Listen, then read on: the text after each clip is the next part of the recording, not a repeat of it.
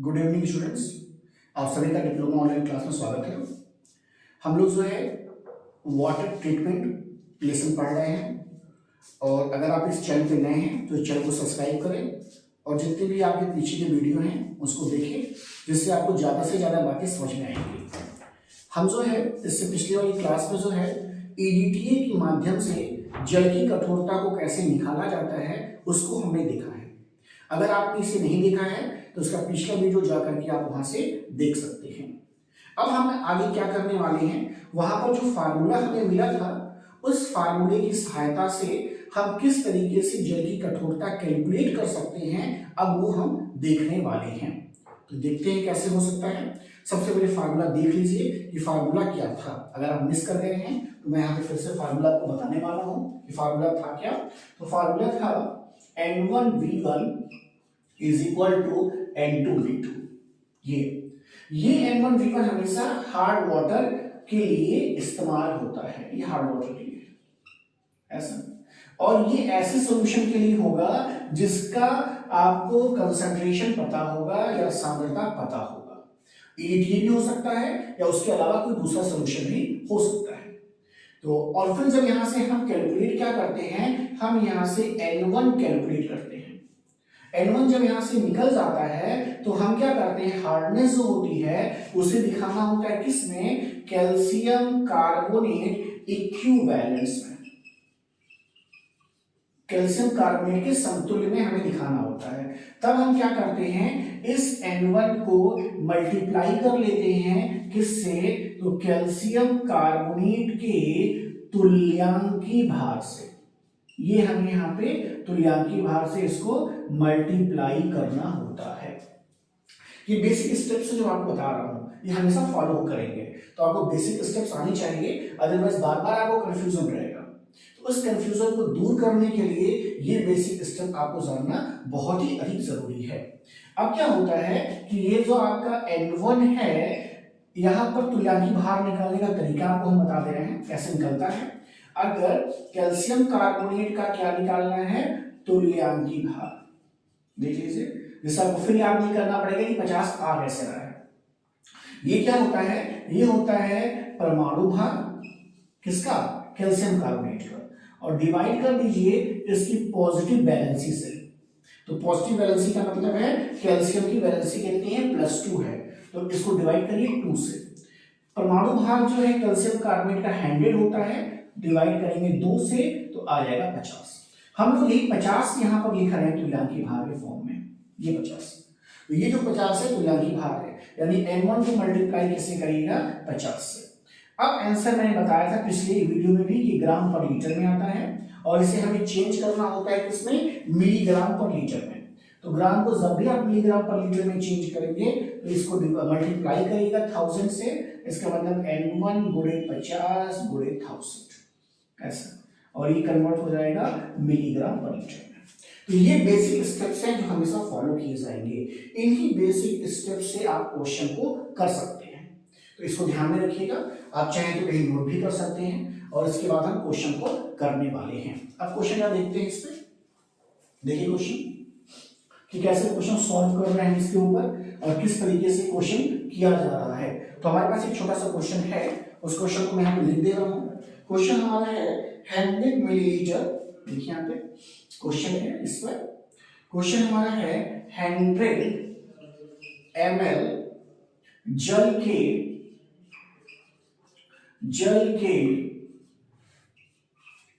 नमूने की कठोरता, जल के नमूने की कठोरता 25 ml 0.04 नॉर्मल मैग्नीशियम सल्फेट के तुल्य है ऐसा। इसकी कठोरता ppm में बताइए, इसकी कठोरता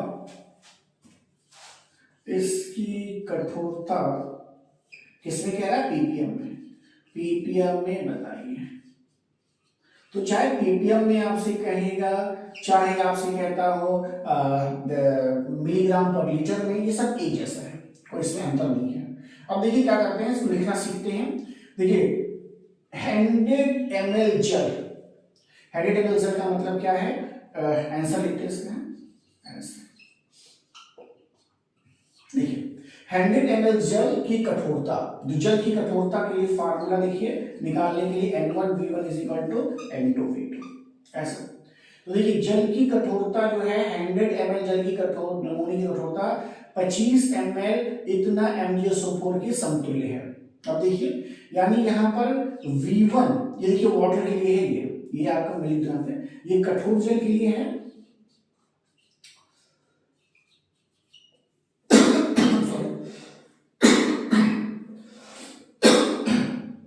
ये कठोर जल के लिए है, और ये किसके लिए होगा? ये मैग्नीशियम सल्फेट के लिए।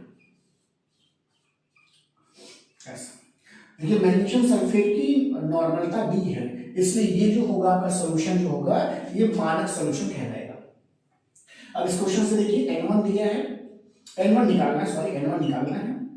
V1 देखिए कठोर जल का कितना दिया है? 100 ml, तो लिख दीजिए 100 ml। ऐसे ही देखिए N2 देखिए कितना दिया है, अगर N2 आप देख रहे हैं, देखिए कितना नॉर्मेलिटी दी है? 0.04 N ये दे रहा है। इसका कुछ वॉल्यूम भी दिया होगा, देखिए वॉल्यूम भी दिया है, V2 दिया है 25 ml ऐसे। तो देखिए क्या इस फार्मूले से आप N1 नहीं निकाल पाएंगे? निकल जाना चाहिए। अगर हम चाहें तो उसी फार्मूले से हम क्या कर सकते हैं? N1 की वैल्यू को निकाल लेंगे। तो N1 बराबर क्या हो जाएगा? N1 बराबर हो जाएगा N2V2/V1 ऐसे। तो ये N2 का मान रखते हैं, तो ये N2 का मान है 0.04 और V2 का मान कितना है? 25 है देखिए, और V1 का मान कितना है? 100 है ऐसा। डिवाइड कर लेते हैं, कुछ थोड़ा सा डेसिमल हटा देते हैं, तो 100 और नीचे आ जाएगा, 2 डेसिमल के बाद था कर दिया हमने, और ये हो जाएगा 25 चौका 100 हो जाएगा, एंड 4 से 4 कट जाएगा, यानी ये बराबर कितना हो जाएगा? ये बराबर हो जाएगा आपका 1/100, इतना आंसर आएगा। अब इसको आगे सॉल्व करेंगे बाद में, इतने में छोड़ देते हैं। ये वैल्यू कितना है? N1 की है, अभी आगे सॉल्व हो जाएगा।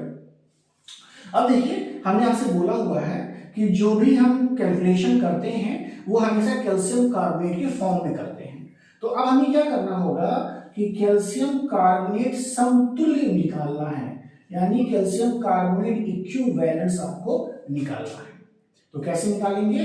तो ये हो जाएगा आपका N1 गुणे कैल्शियम कार्बोनेट का तुल्यांकी भार, ये हो, इसका क्या करना होगा? तुल्यांकी भार आपको लिखना होगा। अगर हमने निकाल के दिखाया है कि इसका जो तुल्यांकी भार होता है वो 50 होता है, तो यहां पर 50 आ जाएगा, यानी N1 की जगह क्या आ जाएगा? 1/100, और इसकी जगह क्या आ जाएगा? 50 ऐसा। लेकिन अभी ये आंसर किसमें है? अभी ये आंसर जो है ग्राम पर लीटर में है, इसे चेंज करना है मिलीग्राम पर लीटर में, तो इसका मतलब है 50 गुणे 1000 डिवाइडेड बाई 100 ऐसा। 2 जीरो से 2 जीरो कैंसिल कर दीजिए, तो ये कितना हो जाएगा? 500, यानी 500 मिलीग्राम पर लीटर, और मिलीग्राम पर लीटर को ही किस से जानते हैं? पीपीएम से भी जानते हैं, तो 500 पीपीएम। और क्वेश्चन भी यही कह रहा था कि आपको आंसर किससे बताना है? पीपीएम में बताना है। तो आंसर कितना आएगा इसका? 500 पीपीएम इसका आंसर आएगा। तो बहुत ही बेसिक स्टेप आपको ध्यान रखने होंगे, कैसे इसे करना है, करने का तरीका आसान सा है। तो इस तरीके के क्वेश्चन जब भी आपके पेपर में आएंगे तो जो करने का तरीका होगा इस तरीके से किया जाएगा। तो ये क्वेश्चन हमने आपको करके दिखाया है, उसी के बेसिस पर जो फार्मूला हम लिखे हैं उसी फार्मूला पे हमने आपको ये क्वेश्चन सॉल्व किया है। एक क्वेश्चन और इसी में देखते हैं, और आप कोशिश करिए कि उसे मुझे बहुत कुछ कैलकुलेट ना करना पड़े, खुद से मेरे साथ आप कॉपी पे करते चलें। उससे आपको प्रैक्टिस भी होगा और साथ ही साथ क्या होगा, आपको समझ में भी आएगा कि कौन कौन से बेसिक स्टेप को हम फॉलो कर रहे हैं। तो हमारे साथ ही क्वेश्चन को करते चलेंगे, तो एक तरीके के आपके पास 2 क्वेश्चन हो जाएंगे और आपकी प्रैक्टिस भी बन जाएगी। तो अगला क्वेश्चन भी इसमें देख लेते हैं कि अगले क्वेश्चन को इसी तरीके का एक क्वेश्चन हमने किया है, ये आपके प्रैक्टिस के लिए दूसरा क्वेश्चन है, जिससे आपको कहीं भी कंफ्यूजन हो तो आप जो है इसे दूर कर सकते हैं। ऐसे क्वेश्चन एग्जाम में पूछे जाते हैं क्योंकि ये क्वेश्चन थोड़े हटके होते हैं। हमने एक टेबल फॉर्म में देखा, टेबल बना के देखा है क्वेश्चन कैसे सॉल्व करते हैं, और ये क्वेश्चन जो है ईडीटीए का अमाउंट दिया हुआ है और आपको जल की कठोरता निकालने को कह रहा है। तो ऐसे क्वेश्चन की प्रैक्टिस करिएगा, 2-3 क्वेश्चन प्रैक्टिस करके जाइएगा एग्जाम में, जिससे आप आसानी से ऐसे क्वेश्चन को सॉल्व कर सके। देखिए ऐसा क्वेश्चन को, यदि कठोर जल के एक नमूने की 50 ml के साथ 0.01 m ईडीटीए की 15 ml प्रयुक्त होते हैं, जल की कठोरता क्या होगी। अब देखिए यहाँ पर इस बार यहाँ पर जो आपका मानक सॉल्यूशन है, स्टैंडर्ड सॉल्यूशन है, वो किसे लिया गया है, वो लिया गया है ईडीटीए को। अब देखिए चाहे तो मोलरिटी दिया चाहे नॉर्मेलिटी दिया है, ये मानक सॉल्यूशन ही होगा। मानक सॉल्यूशन का मतलब बस कंसंट्रेशन आपको पता होना चाहिए, तो कंफ्यूज बिल्कुल नहीं होना है कि सर यहाँ पर देखिए इस बार n नहीं लिखा है, इस बार क्या लिख दिया है, m लिख दिया है। तो कोई दिक्कत नहीं है, चाहे n है चाहे m है, ये हमेशा मानक सॉल्यूशन ही कंसीडर होगा। तो चाहे नॉर्मेलिटी देगा चाहे मोलरिटी देगा, उससे फर्क नहीं पड़ेगा। अब देखिए यहाँ पे करने का तरीका देखते हैं किस तरीके से हम इस क्वेश्चन को कर सकते हैं। बेसिक स्टेप वही फॉलो किए जाएंगे। बेसिक स्टेप क्या क्या फॉलो हो रहे हैं, तो बेसिक स्टेप हम क्या फॉलो करते हैं कि सबसे पहले N1V1 is equal to N2V2 का इस्तेमाल होना है। अब इस फार्मूले से फिर हमें क्या करना होता है, फिर से यहाँ पे ध्यान रखना इस बात को है कि आपकी जो लेफ्ट हैंड साइड होगा, लेफ्ट हैंड साइड, आपकी जो लेफ्ट हैंड साइड है वो हमेशा कठोर जल को बताएगा। ये बिल्कुल नहीं भूलना है, ऐसा नहीं उल्टा लिख दीजिए, ऐसा लेफ्ट हैंड साइड हमेशा कठोर जल को लीजिएगा, और जो राइट हैंड साइड में आपने N2V2 ले रखा है, ये हमेशा जो भी मानक सॉल्यूशन दिया है, इससे पहले वाले क्वेश्चन को याद करें तो उसमें MgCl2 था, तो MgCl2 ही मानक सॉल्यूशन वहां पे था। तो जो भी यहाँ पर आपका स्टैंडर्ड सॉल्यूशन या मानक सॉल्यूशन होगा उसे राइट हैंड साइड पे लिखना होगा। तो यहाँ पर इस बार क्या है, ईडीटीए है, तो मैं यहाँ पे देखिए ईडीटीए नीचे लिख देता हूं ऐसे। अब इसको लिखने से क्या होगा, कहीं आप कंफ्यूज नहीं होंगे कि किस साइड आपको कठोर जल को रखना है और किस साइड आपको ईडीटीए को रखना है। अब देखिए क्या करिएगा, अब यहां से हम लोग क्या करते हैं, सबसे पहला काम ये होता है कि इस N1 को निकालना होता है। ये N1 ही पूछा जाता है, तो इस N1 को आपको फाइंड आउट करना होगा। आसान रहता है क्योंकि ये 3 वैल्यू क्वेश्चन में दी रहती है, यानी V1 दिया रहता है, N2 और V2 क्वेश्चन में पहले से देगा। तो सबसे पहले काम क्या करना है, सबसे पहले N1 निकालना है। N1 की वैल्यू बराबर कितनी की हो जाएगी, तो ये बराबर हो जाएगा N2V2 अपॉन V1 के, ऐसा। तो जब आप यहां से, ये पहला इक्वेशन बनेगा, जब आप यहां से N1 निकाल लेंगे, फिर आपको क्या करना होगा, इसको कैल्शियम कार्बोनेट के इक्विवेलेंस, अगर हिंदी मीडियम से हैं तो इसको लिखते हैं समतुल्य। मैं कई बार लिख चुका हूं तो आपको याद हो गया होगा कि समतुल्य लिखा जाता है। इसी को निकालना होगा, तो ये बराबर हो जाएगा फिर से N1 इंटू इक्विवेलेंट वेट। जितने ज्यादा प्रैक्टिस करेंगे ये क्वेश्चन बहुत ही आसानी से हो जाएगा। Equivalent weight of calcium carbonate, ऐसे।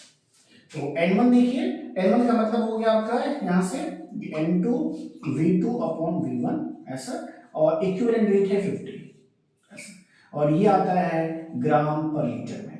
और मैंने बोला आंसर जब कभी भी पूछा जाएगा तो मिलीग्राम पर लीटर में बताना होता है। तो N2V2 upon V1 multiplied by 50 and again multiplied by 1000, और ये हो जाएगा आपका मिलीग्राम पर लीटर, ऐसा। ये बेसिक स्टेप हमेशा ध्यान रखना है, इसी बेसिक स्टेप पे जितने भी क्वेश्चन होंगे आपको करने होंगे। अब इस क्वेश्चन को सॉल्व करके देखते हैं, फिर से सॉल्व खुद से करिए। अगर आपको समझ में नहीं आ रहा है तो आप इसको दोबारा भी देख सकते हैं, पिछला वाला क्वेश्चन भी देख सकते हैं। इसमें वैल्यू बस रखनी है, कैसे वैल्यू रखी जा रही है हम आपको बताने जा रहे हैं और क्वेश्चन करके भी आपको दिखा रहे हैं। ये इस तरह का दूसरा क्वेश्चन है। अब देखिए, अब वैल्यू रख के दिखाते हैं आपको। ये तो मैंने बेसिक स्टेप बताया जो फॉलो होता है। बेसिक स्टेप अगर आपको पता होंगे तो किसी तरह का क्वेश्चन आएगा तो आप कर ले जाओगे, कहीं आपको याद नहीं करना पड़ेगा। नहीं तो रट्टा मार के कोई थोड़ी जा पाएगा कि क्या क्या इसके बाद आएगा, इसके बाद ऐसा आएगा, इसके बाद ऐसा आएगा, ऐसा थोड़ी हो पाएगा। इसलिए बार बार आपको बेसिक स्टेप समझाए जाते हैं कि इसके बाद आपको ऐसा करना है, जिससे आप किसी भी तरह का क्वेश्चन आएगा तो आप आसानी से कर सकते हैं। देखिएगा सर, देखिए मैंने आपको कहा है कि N1 आपका क्वेश्चन मार्क है ऐसा, और V1 देखिए कितना दिया है। V1 यहां से देखिए, कठोर जल के लिए कितना वॉल्यूम है 50 ml, तो कठोर जल के लिए वॉल्यूम लिखिए 50 ml ऐसा। फिर देखिए N2 EDTA ले लेना है, तो N2 EDTA कितना है 0.01, तो देखिए N2 इज इक्वल टू 0.01 ऐसा। और ये V2 किसका लेना है EDTA का, तो देखिए लिखा है 0.01 m EDTA के 15 ml लग रहे हैं, तो मतलब ये 15 ml किसका है EDTA का है, तो यानी कहने का मतलब है V2 इज इक्वल टू कितना है 15 ml। अब देखिए सारी चीजें मिल गई हमें। अब जब सारी चीजें हमें मिल गई हैं तो उस फार्मूला रखना है, फार्मूले से N1 निकाल लीजिए, तो N1 इज इक्वल टू हो जाता है आपका N2V2 अपॉन V1 ऐसा। अब N2 देखिए कितना है, N2 आपका है 0.01, V2 देखिए तो V2 आपका है 15 ml, तो ये हो गया 15 ml ऐसा। और V1 देखिए कहां पर है, V1 देखिए यहां पे है 50 ml, तो V1 कितना है भाई 50 ml है ऐसा। अब सॉल्व करना है, सॉल्व बहुत ज्यादा मत करिए क्योंकि अभी आगे हम इसे चेंज करेंगे तो बहुत कुछ कट जाता है, जितना सॉल्व हो सके उतना करिए। ये पॉइंट हटाया हमने तो यहाँ पर 2 0 बढ़ा दिया ऐसा, तो यानी अब ये हो गया है 15 अपॉन 50 एंड मल्टीप्लाई बाई 100, छोड़ दीजिए इतने में, अभी आगे कुछ ना कुछ इसमें कैंसिल हो जाएगा, इतना लिख करके छोड़ दीजिए ऐसा। अब आपको क्या करना है, ये तो निकली है किसकी नॉर्मेलिटी, ये निकली है जितना भी हार्डनेस है उसकी नॉर्मेलिटी निकल रही है, लेकिन फिर बात वही है कि हम जो है जब कभी भी हार्डनेस को दिखाना है तो कैल्शियम कार्बोनेट के फॉर्म में ही दिखा सकते हैं, इसीलिए हमें इसको फिर से चेंज करना पड़ेगा। तो जब चेंज करेंगे यानी फिर से चेंज किसमें करना पड़ता है, कैल्शियम कार्बोनेट इक्विवेलेंस में ऐसा। जब इसमें हम चेंज करेंगे तो जो N1 है इस N1 को हमेशा मल्टीप्लाई करना पड़ता है कैल्शियम कार्बोनेट के तुल्यांकी भार से। तुल्यांकी भार का मतलब इक्विवेलेंट वेट, ऐसे बच्चे जो हिंदी समझ नहीं पा रहे हैं तो इक्विवेलेंट वेट लिखेंगे, स्पेलिंग में लिखिए क्या, लिखिए इक्विवेलेंट वेट, इक्विवेलेंट ऐसे लिखते हैं, इक्विवेलेंट वेट निकालने का तरीका इसके पिछले वीडियो में बताया हमने, वहां से देख सकते हैं। तो N1 इंटू इक्विवेलेंट वेट है 50 इसका, तो 50 से मल्टीप्लाई कर लेंगे।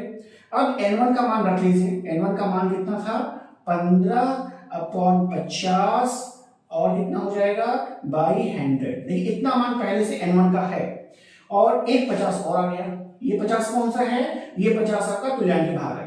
अब ये आंसर किसमें आ रहा है, ये आंसर आ रहा है ग्राम पर लीटर में। क्यों ग्राम में आता है, इसलिए ग्राम में आता है कि यहाँ पर जो आप नॉर्मेलिटी या मोलरिटी लेते हैं वो हमेशा हम लोग ग्राम में लेते हैं, ग्राम इक्विवेलेंट वेट होता है, तो इसलिए जो भी आंसर आता है वो ग्राम में ही आता है। अब देखिए यहाँ पर ये 50 से ये 50 कैंसिल हो गया, इसलिए मैं कह रहा था कि अभी आप ज्यादा कैलकुलेशन मत करिएगा। अब देखिए यहाँ पे अभी थोड़ा सा बाकी है कैलकुलेशन इसमें।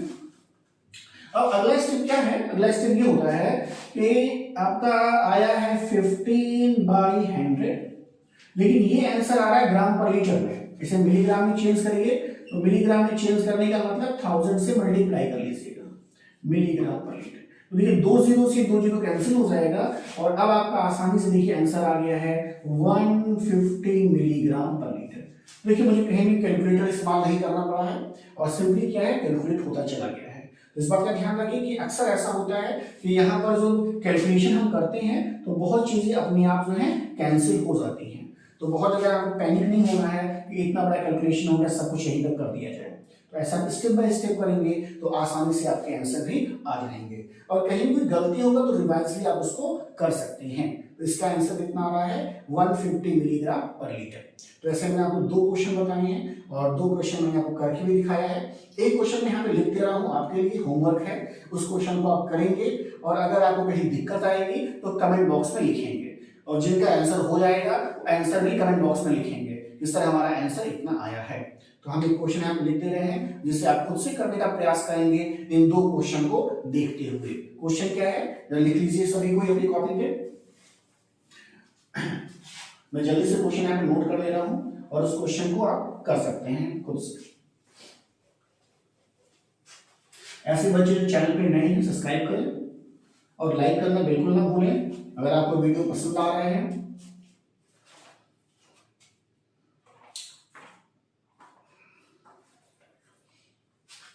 क्वेश्चन है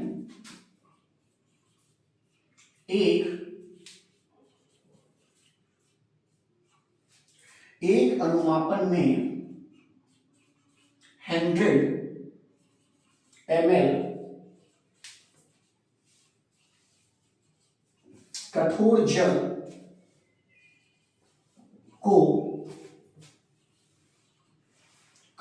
जल को उदासीन करने के लिए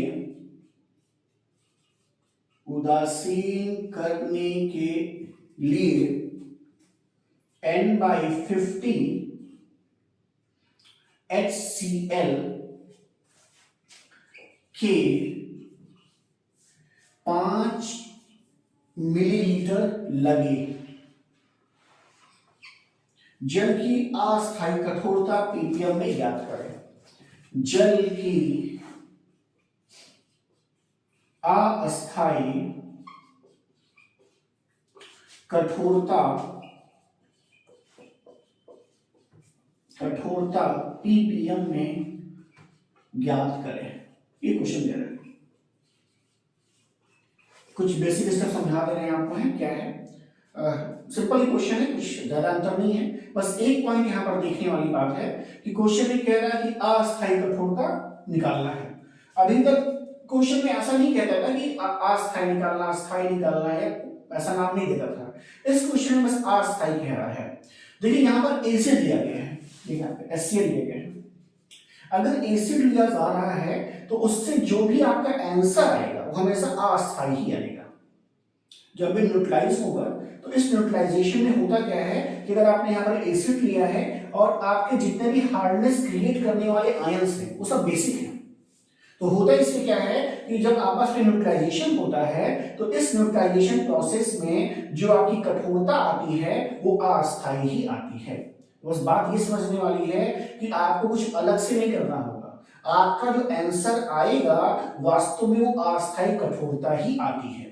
अगर यहाँ पर हमने क्या ले रखा है, अगर हमने यहाँ पर जो स्टैंडर्ड सॉल्यूशन है वो आपका एसिड को ले रखा है, बाकी सारे स्टेप कॉमन ही है। सारे स्टेप कॉमन होने का मतलब देखिए कि 100 ml यहाँ दे रहा है, इसका मतलब ये V1 दिया हुआ है ऐसा। ये देखिए ये दिया हुआ है, इसका मतलब ये N2 दे रहा है, मैं यहाँ लिख दे रहा हूँ जिससे आपको आसानी होगा। और ये देखिए यहाँ पर क्या दिया है, V2 भी दिया हुआ है। तो N1 निकाल लीजिएगा, N1 निकालने के बाद उसे कन्वर्ट कर लीजिएगा और कन्वर्ट करने के बाद उसको ppm में चेंज कर लीजिएगा। चाहे आंसर मिलीग्राम पर लीटर में आए चाहे ppm में आए, बराबर है। तो आपके लिए होमवर्क है, इसको करने के बाद कमेंट बॉक्स में जाकर के आप लिखिएगा। तो इस तरीके से हम लोग ने एक आधे पोर्शन को कवर कर लिया है जल की कठोरता को लेकर के, और छोटी सी पोर्शन और बचा हुआ है, हमारा हाफ एंड पोर्शन और बचा हुआ है। एक दो मेथड बचे हुए हैं जिससे हम जल की कठोरता को दूर करते हैं। साथ ही साथ BOD बचा है, COD बचा हुआ है। तो ये हमारे 2 लेक्चर का और है, 2 लेक्चर में आपके चैप्टर फिनिश हो जाएगा। और अगर आप इस चैप्टर को शुरू से देखेंगे तो बातें और आपको समझ में आएंगे। अगले टॉपिक के लिए थैंक यू, धन्यवाद।